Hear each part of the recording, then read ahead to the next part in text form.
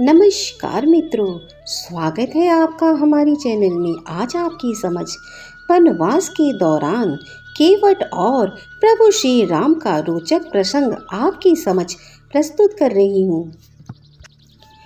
केवट भोई वंश का था तथा मल्लाह का काम करता था। केवट रामायण का एक खास पात्र है जिसने प्रभु श्री राम को वनवास के दौरान माता सीता और लक्ष्मण के साथ अपने नाव में बिठाकर गंगा पार करवाया था। निषाद राज केवट का वर्णन रामायण के अयोध्या कांड में किया गया है। राम केवट को आवाज देते हैं, नाव किनारे पे लाओ, पार जाना है।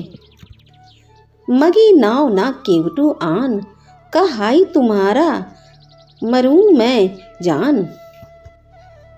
चरण कमल रज कहू सबू कहाई, मनुष्य करनी मुरी कछु आहाई। श्री राम ने केवट से नाव मांगी पर वह लाता नहीं है। वह कहने लगा, मैंने तुम्हारा मार्ग जान लिया है। तुम्हारे चरण कमलों की धूल के लिए सब लोग कहते हैं कि वह मनुष्य बना देने वाली कोई जड़ी है।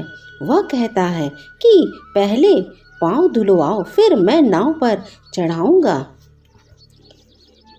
केवट प्रभु श्री राम का अनन्य भक्त था। अयोध्या के राजकुमार केवट से जैसे सामान्य जन का न्योरा कर रहे हैं। यह समाज की व्यवस्था की अद्भुत घटना है। केवट चाहता है कि वह अयोध्या के राजकुमार को छुए, उनका सानिध्य प्राप्त करे, उनके साथ नाव में बैठकर अपना खोया हुआ सामाजिक अधिकार प्राप्त करे, अपने संपूर्ण जीवन की मजदूरी का फल पा जाए। राम वह सब करते हैं जैसा केवट चाहता है। उसे श्रम को पूरा मान सम्मान देते हैं।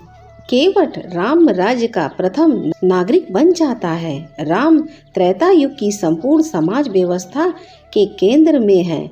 इसे सिद्ध करने की जरूरत नहीं है।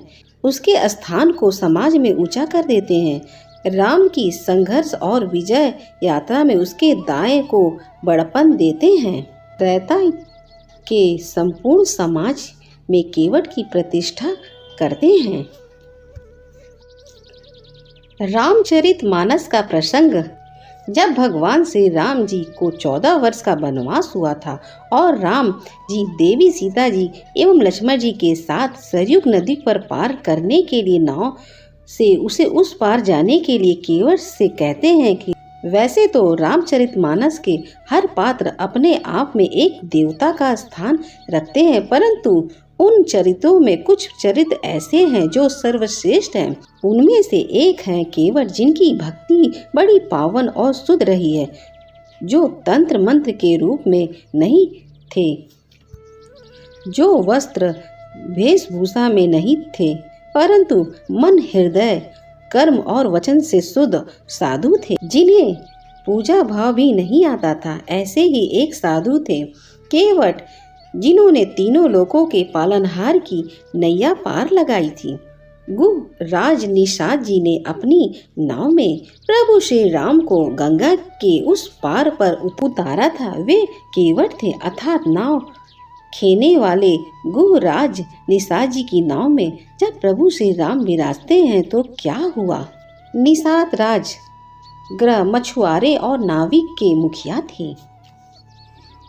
श्री राम को जब वनवास हुआ तो वे सबसे पहले तामसा नदी पहुँचे, जो अयोध्या से 20 किमी दूर।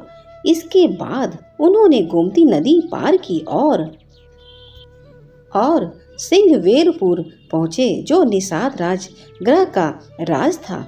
यहीं पर गंगा के तट पर उन्होंने केवट से गंगा पार करने को कहा था। केवट ने पहले उन्हें ऊपर से नीचे तक देखा और वे समझ गया कि ये प्रभु श्री राम हैं। श्री राम केवट से कहते हैं कि मुझे उस पार जाना है, तो नाव लाओ। श्री राम ने केवट से नाव मांगी पर वो नहीं लाया। वह कहने लगा, मैंने आपका भेद जान लिया है। आपके चरण कमलों की धूल के लिए सब लोग कहते हैं कि वह मनुष्य बना देने वाली कोई जड़ी है, जिसके छूते ही पत्थर की शिला सुंदर स्त्री हो गई। मेरी नाव तो काठ की है। हे नाथ, मैं चरण कमल धोकर आप लोगों को नाव पर चढ़ा लूंगा। मैं आपसे कुछ उतराई नहीं चाहता। हे राम, मुझे आपकी दुहाई है और दशरथ जी की सौगंध है, मैं सब सच सच कहता हूँ। लक्ष्मण भले ही मुझे तीर मारे, पर जब तक मैं पैरों को पखार न लूं, तब तक हे कृपालु मैं पार नहीं उतारूंगा। केवट के प्रेम से लपटे हुए वचन सुनकर करुणाधाम श्री राम जी ने जानकी जी और लक्ष्मण जी की ओर देखकर हंसे और कृपा के समुद्र श्री राम जी ने केवट से मुस्कुराकर बोले, भाई तू वही कर जिससे तेरी नाव ना जाए। जल्दी जल लाओ और चरण धो लो। केवट श्री राम जी की आज्ञा पाकर कठौते में भरकर जल ले आया। अत्यंत आनंद और प्रेम में उमंग भरकर वह भगवान के चरण कमल को धोने लगा। गुहराज निषाद ने पहले प्रभु श्री राम के चरण धोए और फिर उन्होंने अपनी नाव में उन्हें सीता लक्ष्मण सहित बैठाया। चरण कमलों को धोकर और सारे परिवार सहित स्वयं उस जल को पी गया। पहले उस महान पुष्प के द्वारा अपने पितरों को भाव सागर से पार कर फिर आनंद पूर्वक प्रभु श्री राम जी को गंगा जी के पार ले गया। निषाद राज और लक्ष्मण जी सहित श्री सीता जी और प्रभु श्री राम जी नाव से उतरकर गंगा जी की रेत बालू में खड़े हो गए। तब केवट ने उतरकर दांडवत की। उससे दांडवत करते देखकर प्रभु को संकोच हुआ कि इसको कुछ दिया नहीं। पति के हृदय को जानने वाली सीता जी ने आनंद भरे अपनी रत्न जड़ी अंगूठी से उतरी।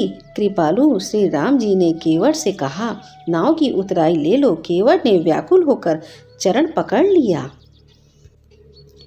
उसने कहा, हे नाथ, आज मैंने क्या नहीं पाया। मेरे दोष दुख और दरिद्रता की आग आज बुझ गई।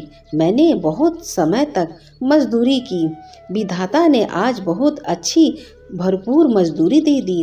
हे नाथ, हे दीनदयाल, आपकी कृपा से अब मुझे कुछ नहीं चाहिए। करुणा के धाम भगवान श्री राम जी ने निर्मल भक्ति भाव का वरदान देकर उसे विदा किया। प्रभु श्री राम ने वचन दिया कि अयोध्या लौटूंगा तो तुम्हारे यहाँ जरूर आऊंगा। 14 वर्ष बाद जब प्रभु श्री राम अयोध्या लौटे तो रास्ते में वह कुछ समय के लिए केवट के यहाँ रुके थे। निषाद राज मछुआरे और नाविक के राजा थे। उनका ऋग्वेद में राज था। उन्होंने प्रभु श्री राम को गंगा पार कराया था। वनवास के बाद श्री राम ने अपनी पहली रात उन्हीं के यहाँ बिताई थी। ऋग्वेदपुर में युगुदी हिंगोर का वृक्ष है। बैठकर प्रभु ने निषाद राज के ग्रह से भेंट की थी। यह भी कहा जाता है कि केवट भोई वंश के थे तथा मल्लाह का काम करते थे। निषाद राज केवट का वर्णन रामायण के अयोध्या कांड में किया गया है।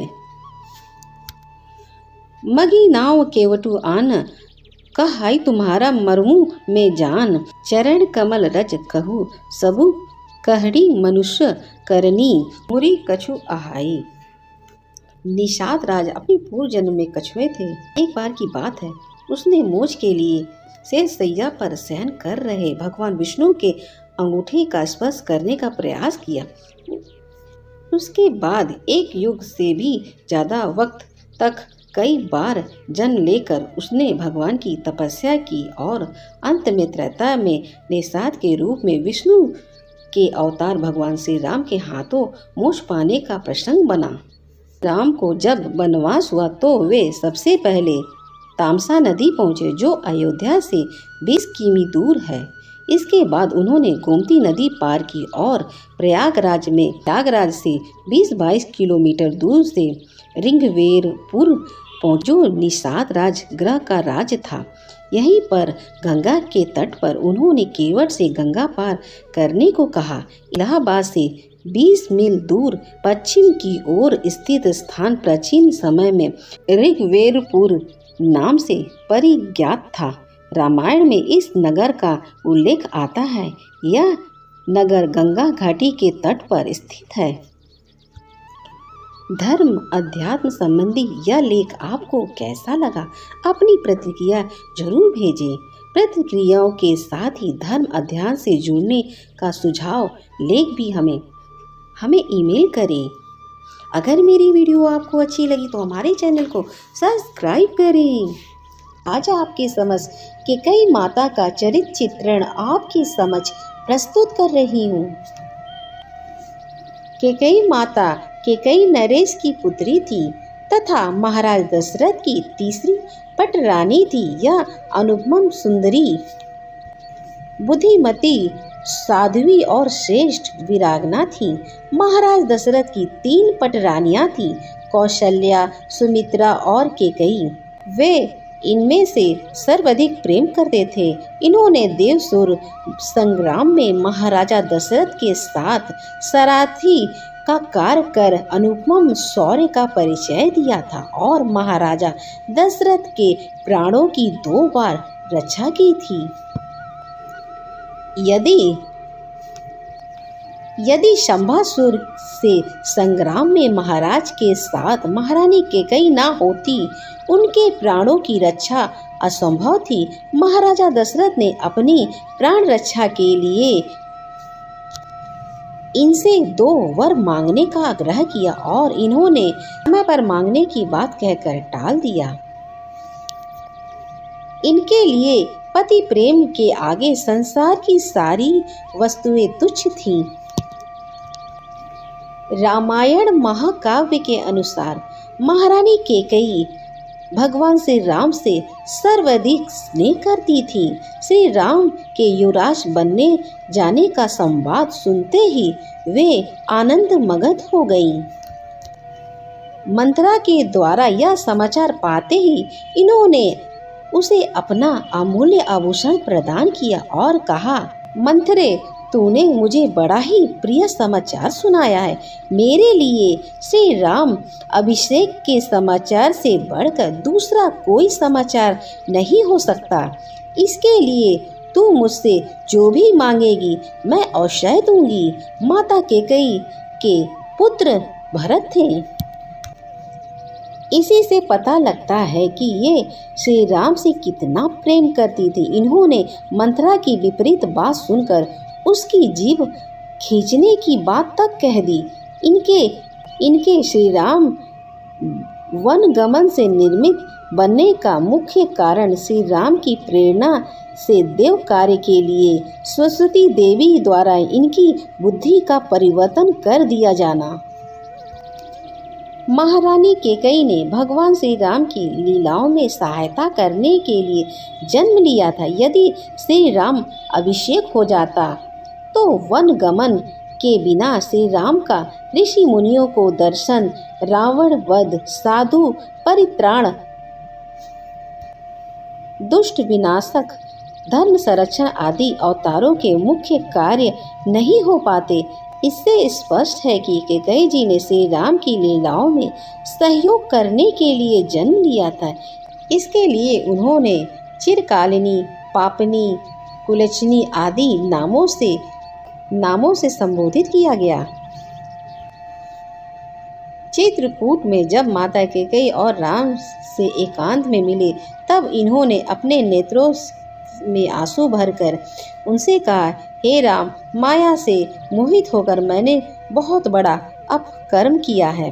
आप मेरी कुटिलता को क्षमा कर दे, क्योंकि साधु जन क्षमाशील होते हैं। देवताओं का कार्य सिद्ध करने के लिए आपने ही मुझसे यह कर्म करवाया है। मैंने आपको पहचान लिया है। आप देवताओं के लिए भी मन, बुद्धि और वाणी से परे हैं। भगवान श्री राम ने उनसे कहा, महाभागो, तुमने जो कहा वह मिथ्या नहीं मेरी प्रेरणा से ही देवताओं का कार्य सिद्ध करने के लिए तुम्हारे मुख से वह शब्द निकले थे। उनमें तुम्हारा कोई दोष नहीं। अब तुम आओ, सर्वत्र आसक्ति हित मेरी भक्ति के द्वारा तुम मुक्त हो जाओगी। भगवान श्री राम के इस कथन से भी स्पष्ट हो जाता है कि कैकेयी जी श्री राम की अंतरंग भक्त और तत्व ज्ञान संपन्न और सर्व निर्दोष थी। उन्होंने सदा के लिए अपकृति का वर्णन कर श्री राम की लीलाओं में अपना विलक्षण योगदान दिया। वर्णन आपके समक्ष प्रस्तुत कर रही हूँ।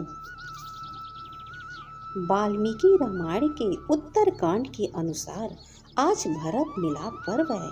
दशहरे से अगले दिन अश्विनी शुक्ल एकादशी को इस उत्सव का आगमन होता है। इस त्योहार को भरत मिलाप इसलिए कहा जाता है क्योंकि भगवान श्री राम 14 वर्ष वनवास के उपरांत अयोध्या लौटे थे और अपने भाई भरत से गले मिले थे। भगवान विष्णु के अवतार श्री राम ने राक्षसों का संहार करने के लिए धरती पर अवतार धारण किया। यदि वो अयोध्या के राजा बन जाते तो धरती पर दैत्य साम्राज्य का अंत कैसे होता। इसलिए कैकेयी जी का प्रेम धन्य है। उन्होंने सदा के लिए कलंक का टीका स्वीकार कर श्री राम को काज से सहयोग दिया। शास्त्रों के अनुसार महाराजा दशरथ ने कैकेयी नरेश की राजकुमारी कैकेयी से विवाह किया था। यह महाराज का अंतिम विवाह था। इससे पूर्व उनके 2 विवाह हो चुके थे। महारानी कैकेयी अत्यंत पति परायणा थी। महाराज उनसे सर्वाधिक प्रेम करते थे। एक समय देवताओं और असुरों में संग्राम होने लगा।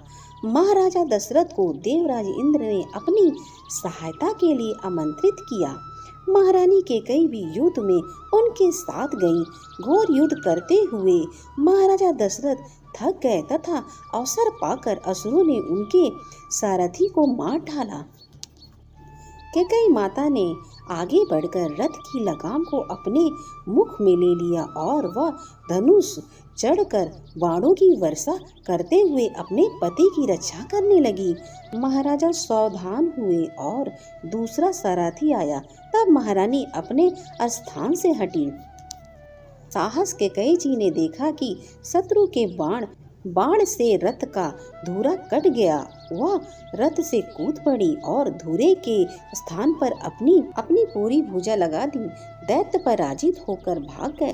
तब महाराजा को उनके अद्भुत धैर्य और साहस का पता लगा।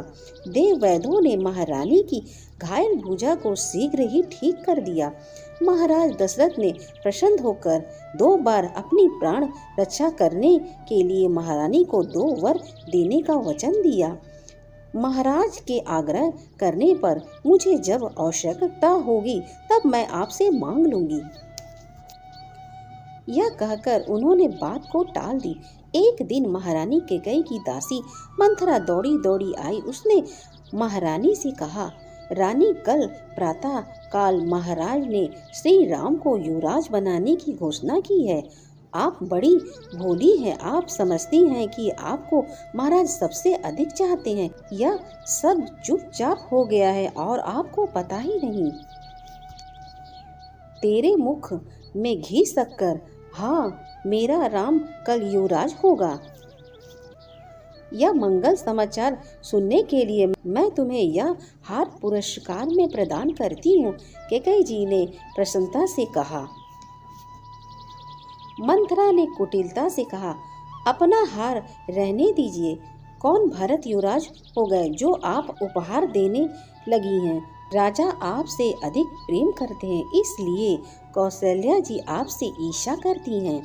अवसर पाकर उन्होंने अपने पुत्र को युवराज बनाने के लिए महाराज को तैयार कर लिया। श्री राम राजा होंगे और आपको कौशल्या जी की दासी बनना पड़ेगा। मेरा क्या है, मैं तो दासी हूँ और कल भी दासी रहूंगी। नियति के वश कैकेयी ने मंथरा की बातों पर विश्वास कर लिया और वो भवन के एकांत में महाराजा दशरथ से श्री राम के लिए 14 वर्ष का वनवास और भरत के लिए राज्य का वरदान मांग लिया। श्री राम के वियोग में महाराजा दशरथ ने शरीर छोड़ दिया। कैकेयी जी के बड़े ही उत्साह से भारत के आगमन की प्रतीक्षा कर रही थी। भरत को आया जानकर वह बड़े ही उत्साह से आरती सजाकर उनके स्वागत के लिए आगे बढ़ी, किंतु जिस भरत पर उनकी संपूर्ण आशाएं केंद्रित थी, उन्हीं ने उनको दूध की मक्खी की तरह निकालकर फेंक दिया। भरत ने उन्हें मां कहना भी छोड़ दिया, जिन कौशल्या से वे प्रतिशोध लेना चाहती थी। भरत की दृष्टि में उन्हीं कौशल्या का स्थान मां से भी ऊंचा हो गया। जब भरत श्री राम की चरण पादुका लेकर अयोध्या के लिए विदा होने लगे तो एकांत में कैकेयी ने श्री राम से कहा, आप क्षमाशील हैं, करुणा के सागर हैं, मेरे अपराधों को क्षमा कर दे।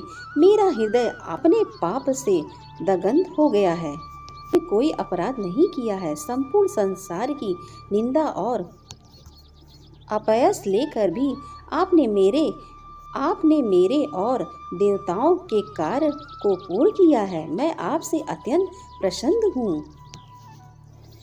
श्री राम ने कैकेयी को समझाया। वनवास से लौटने पर श्री राम सबसे पहले कैकेयी भवन में ही गए और पहले उन्हीं का आदर किया।